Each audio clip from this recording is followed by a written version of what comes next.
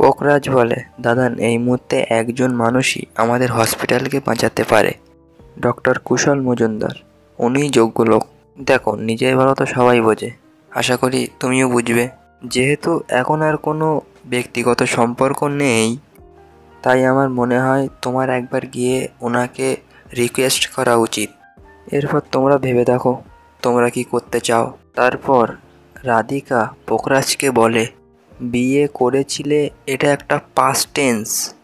পোখরাজ তারপর বলে, তোমার মতো ক্রিয়েটর, তোমার মতো বিশ্বাসঘাতক মেয়ে আমি কোনোদিনও দেখিনি। রাধিকা বলে, আর কি বলতে চাও তুমি আমার? পোখরাজ বলে, আমি তোমাকে চ্যালেঞ্জ করছি, তোমাকে প্রমিস করছি, তোমার থেকে 1000 গুণ ভালো মেয়ে আমি আমার জীবনে পাবো। রাধিকা বলে, বেস্ট বিশেষ রইল।